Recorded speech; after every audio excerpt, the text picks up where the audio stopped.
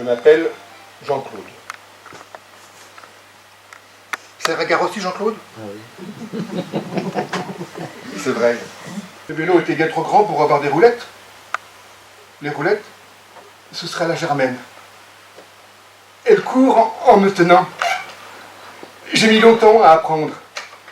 Elle a couru longtemps. Mes grands-pères ont toujours été morts. Ils ne sont plus là.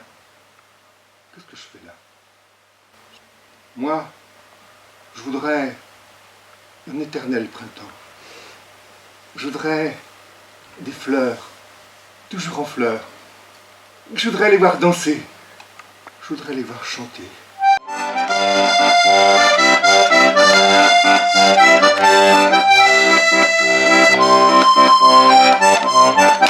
Je pars.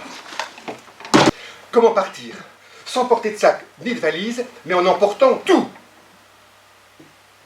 En camping-car. Ça fait longtemps que je voulais. Je pars. Voir la mer.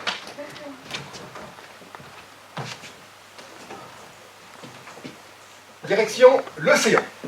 Ah, une place. Au bord de la mer. Boire un verre. Au bord de la mer. Un deuxième. Troisième. Une deuxième bouteille. Papa, qu'est-ce que tu fais là? T'as vu mon beau camping-car? Ça change du camping. La petite fenêtre de la porte arrière, elle m'a tenu la main. Et elle a couru. Ça court pas vite une grand-mère. Enfin, à cette époque-là, les grand-mères, c'était pas des coureuses. Je prends les clés, je prends la route, et le malheur est en déroute. Quand toutes les usines fermaient, que la classe ouvrière était bloquée dans un immense embouteillage de Tournu à Pont-Saint-Esprit, il n'y avait pas d'autoroute à cette époque-là.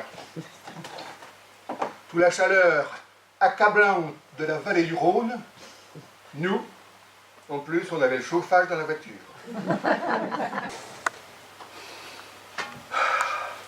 L'odeur entêtante des plantes à la descente à Damas. Mon premier kebab. Il n'y en avait pas à Dijon à cette époque-là. Ma première tourista. Enfermée dans une chambre d'hôtel à Palmyre. Faut pas être pressé dans les gares en Inde.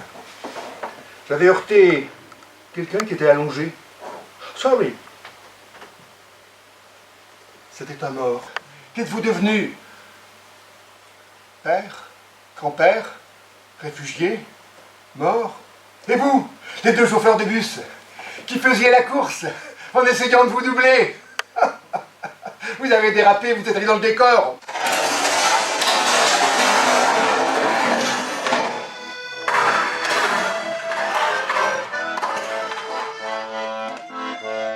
Je vais partir.